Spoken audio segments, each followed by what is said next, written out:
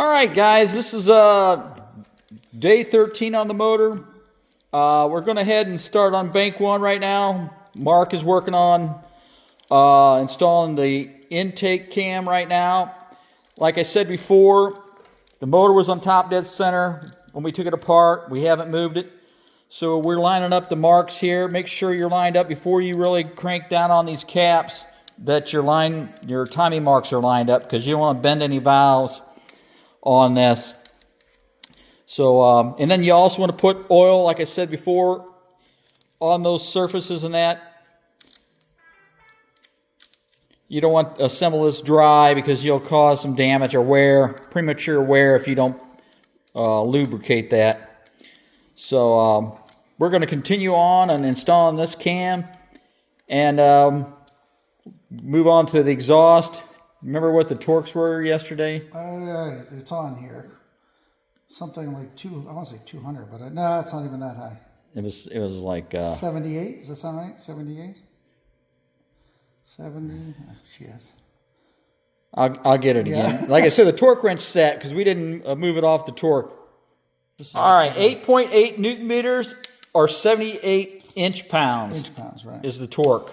And we got them all. We're going to double check. But like I said, you want to work from the inboard out on this, and you don't want to side load that cam because it is hollow. Don't want to crack it, that's for sure. Yeah.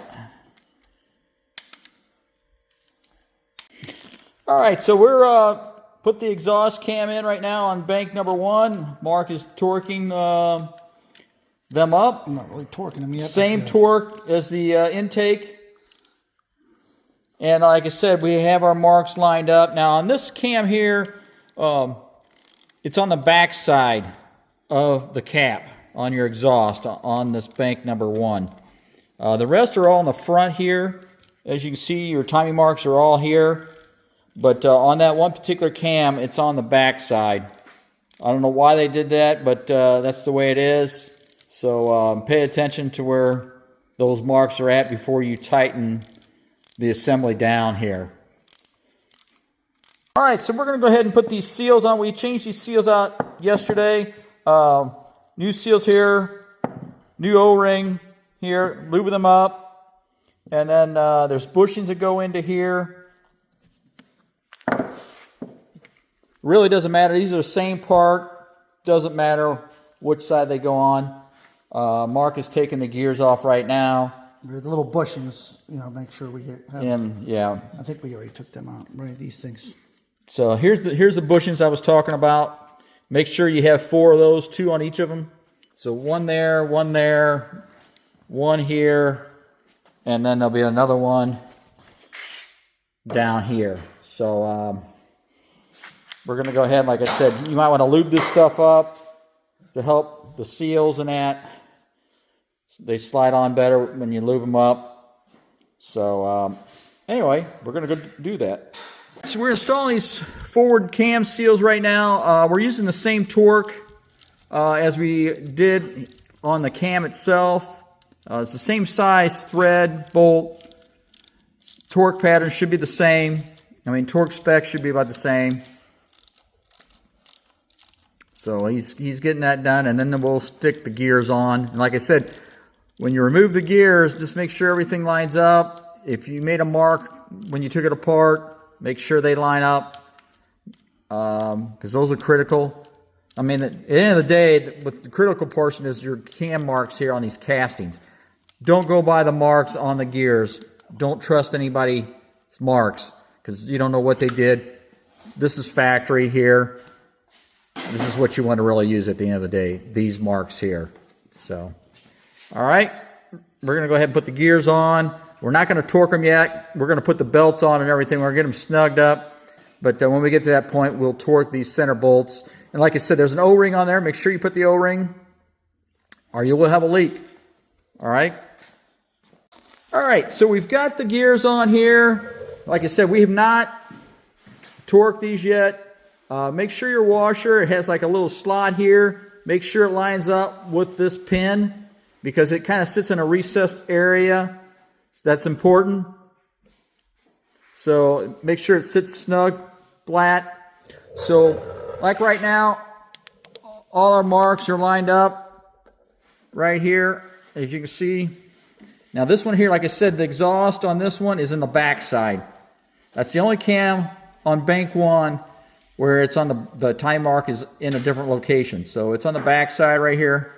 Just watch, don't put your fingers in here because these cams will jump off the lobe. So if you get your finger in there, you may get your finger pinched. So keep an eye on that. Like I said, these are all torqued up. Make sure you put some oil on this. We're probably going to put some more and look in these valleys and everything. Make sure you don't haven't dropped anything in there. We'll probably look at that before we go ahead and put the covers on, but we're a ways away from that at this point. But now we're going to work, I believe, on the power steering pump. Try to get that on, and then this hose routed in the back. Now the routing here may vary from car to car, but on a previous video, this is about where it went. So yours may be different. This, right up yeah, banjo nut goes here. Make sure you use 2 washers on there. And then this should point kind of straight out towards the car, kind of like that. So if that doesn't point out like that, you have something routed wrong. But we're going to go ahead and put this on. There's 2 bolts here, a bolt on the bottom, and there's an adjustment right here. We're going to proceed on. So we've got the power steering pump in place here. It's got 2 nuts right here with washers, and then it's got a long bolt right, let's see where that's at, right down here. And then these 2 here, this one here, and then don't forget your line here. This is the banjo fitting we had to stick back on for this hose that you have to route through here. Make sure you got the upper and lower washer. Watch your foot. Right, we've decided, I mean, you can do this any way you want to. I mean, there's a lot of stuff to put on the motor yet. I mean, there's intake risers, the intakes and everything. That can all back together too at this point. But we've decided, since we still have these gears loose, so we don't forget about it, we're going to go ahead. We don't see why we can't time this at this point. So we're going to go ahead and put our new belts and everything on. And then we'll be done with everything as far as timing. We can still install the water pump with the belts on there. We can install all the accessory belts. So it's not, none of that should interfere what we're doing. We just verified top dead center. We put the crankshaft gear back on. It aligns with the case here. Number 1 piston here. I don't know if you can see it. It's still on top dead center. I don't know if you can see that. I probably can't. But we verified it was on top dead center. So all we do now is make sure all our cam lines are lined up here, here, and then on this other side, they're right there. I mean, it needs to be a little closer than that. We'll have to line that up once we get the belt started on there. And then same thing here. We'll have to fine-tune those as we put the belt on. So we're going to go ahead and proceed on this at this point. And then Mark's got the belts in his hand right there. So, all right. And then we've already got the pins. We installed those. The tensioners are pinned back on both. So we've got our bearings in there. So we're going to, like I said, put these on. All right, so we've got our belts on. We've got them tensioned up. So on this, it's a self-adjuster here.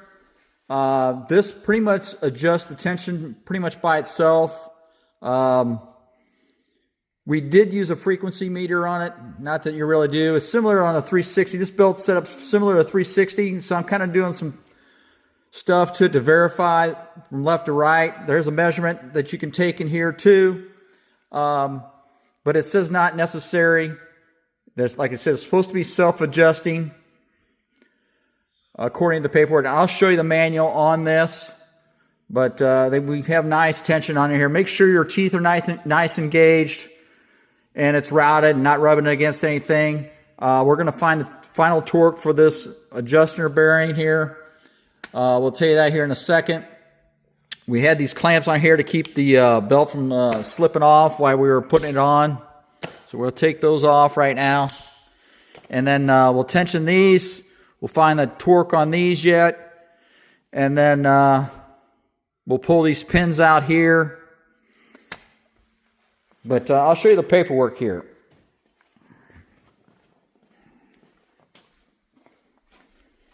So right here is the service manual. It says timing belts. The timing belts are stretched by means of thermically set adjustment tightener. For this reason, no stretch check by means of instruments is needed. So if the belts are ever removed, you're supposed to put new ones on there. And then it tells you how many, 10,000 kilometers and where, and then replace it 60,000. That is from the service manual at B52, page B52. All right, if you got any questions, don't hesitate to ask. All right, so that's what we did. Like I said, we're going to go ahead and run the motor through by hand, several revolutions, and check our timing marks. Make sure that everything is lined up and the belt doesn't jump any teeth. So anyway, that's what we're going to do. So we're going to crank these to 49 Newton meters. I'll have to convert the foot-pounds, or I'll put it in the notes if we don't. So we're going to do that.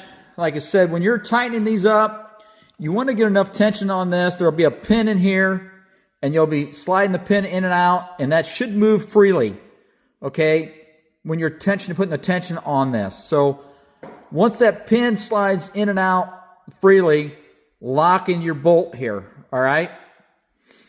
And then that'll put the correct tension that's on your belt that it's needed, all right? Same thing on this side. So you're going to have a pin in here, and it's going to be tight, and then you're going to put tension on it, and it may loosen up. So while it's sliding in and out, lock in your tensioner here, okay? I'm sorry I didn't show you while we're doing it, because it takes a lot of hands to keep the belt on and torque it up. So it's hard to show you that process.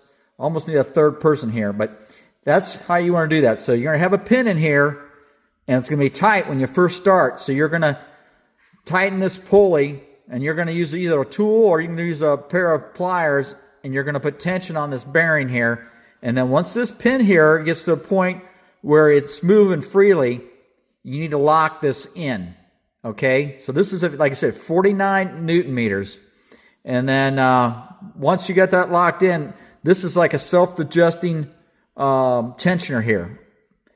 49 Newton meters is 36 foot-pounds. 36 foot-pounds, all right? So that's 36 foot-pounds for that. We still have to find the torque for these yet.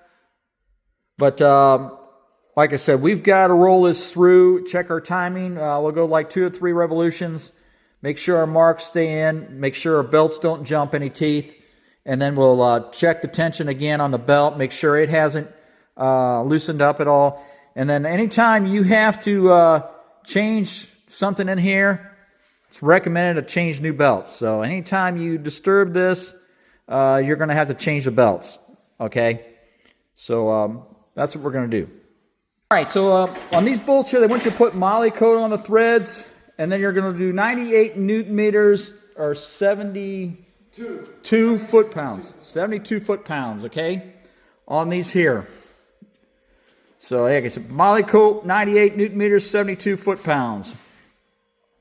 And then to make sure your teeth don't jump either. You may want to hold it with something. We used a pair of vice grips, like we use on the 360, to hold the gears while we're torquing it. Don't put too much torque on it because you don't want to distort these pulleys. All right. So that's up torqued. These are torqued. We yet have to torque our crank bolt. We probably won't be able to do that because we'll have to lock the motor somehow because the torque on this is pretty high, and we're not going to be able to hold that. We're going to run it through. we're going to run it through though right now. All right, we're going to check our timing mark. So this timing mark here, it moved a little bit, Mark, while we were doing that. Sorry, a little bit slower. We'll see what happens. See how it goes. Yeah. So we ran this motor by hand through like 2 revolutions, 2 full revolutions, and we came back here. That should be top dead center. There's a mark on your crank pulley here, and then, like I said, all these marks here should line up. This should line up. There's another one on here. The exhaust on bank 2 should line up, and then you go to bank 1 here. Your marks right here, that should line back up. And then on your exhaust on bank 1, it's on the back side here. That should line up. So we ran it through several times by hand. Feels good. It's smooth, no interference. So we feel pretty comfortable with the turnout here. And like I said, we're confident we didn't jump any teeth here. The tensions feel nice. So that's good. Like I said, these are all torqued up here. So in reality, our timing is done. Okay, so at this point, we're going to move on to something else. We got to figure out what we're going to do. Either we're going to go finish installing the upper part of the motor here, the intake portion, get that going. Depends on how much time we got tonight. So anyway, stay tuned. So we decided to continue on the water pump right now. The intake risers we kind of want to clean up before we start to install that. So we're going to spend some time cleaning those up. But we're wanting to still continue on. So we're going to go ahead and install a new water pump. This is from Fur Parts again. I think this goes on the bottom, I believe. And you can see it's nice and shiny. The other one, the shaft was had some play at the end, side to side. So that's why we decided to change it out. But we put a new O-ring on there. Mark put it. I did. I Vaselined it a little bit. Yeah. So we should be ready to put that on.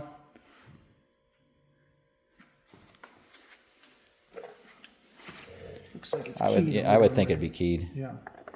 That's it. And if it has a weep hole? It does. That's Yeah, why that I one. think that little casing is down here. Yeah. Well, it's actually here. That doesn't make sense. Hold on a second. I would think this would be. Let me see if there's a. Goes that way too. The weep, Yeah. I say, don't you think this is what I call the weep hole, right? Yeah, that's the weep. I would say the weep hole goes on the bottom. Right. Let's do it right like that. What do you think? It fits right in. All right. There we go. They'll draw now for the rest of it. All right. So we'll put some nuts on that, tighten that down, and that'll be finished with that. Mark's got his bolts started. We're going to torque those up to 72 inch-pounds, all right? And like I said, the weep hole's at the bottom on that. If yours is different, we're going by the manual here. By the way, if you got any questions, here's the water pump in the service manual. There is the weep hole. All right? So any questions, there it is. All right, so we're going to finish today out by installing these return tubes for the oil. So there's 3 on this side, be 3 on the other. There'll be 2 O-rings that go on there, 2 bolts that go up here, and that's like the oil that returns from the head back to the crankcase. That's what that's for. We're going to go ahead and install those right now. We're going to change the O-rings. Mark has one in his hand. Like I said, yeah, these are the old O-rings. So you're going to change that one, this one. The new ones are black. So we're going to change. There's 6 of them, 3 per side. There's the new O-ring. And then, yeah, here's the new O-rings here from Fur Parts. Like I said, Ferrari, need any Ferrari parts, call Fur Parts. So we're going to change those out and install those. All right, we've got these oil tubes now. We've got the new O-rings installed, little Vaseline on them. There's not really any kind of pressure here. It's all gravity fed. So these should not really have a problem with leaking or anything. There's a fasteners there. Look like there's a number 3 or number 4 Torx. But anyway, they should be installed. Is that a Torx or an Allen? Or Allen, I mean. It's an Allen, yeah. It's like a number 3 or number 4 Allen. Sorry. But anyway, should be able to take those over there and get these installed. All right, so Mark is installing the transfer tubes here, or the drain tubes, whatever you want to call them. Like I said, they're just held in with 2 little bolts, and that was a number 4 Allen. Right? Allen. Yep. Hex, whatever you want to There'll call be it. like 3 on this side and 3 on the other head, and there's not much to it. Like I said, it's not much pressure on that. It's just going to be all gravity return. So just an O-ring in there that you're kind of squishing up. yeah, just make sure on that upper piece there where it fits up against the head, that O-ring stays in the recess. Because there's not much to hold that O-ring in position. Not like the bottom where it's kind of like fits in a groove. So when you're putting that on there, just make sure that O-ring stays in that valley. But anyway, looks like he's done. He's going to move on to the other side.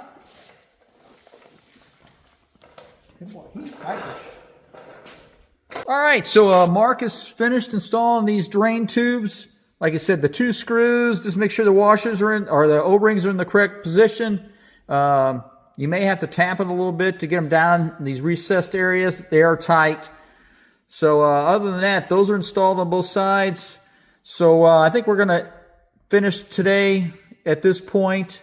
Because we got to do a little cleanup on a few other things.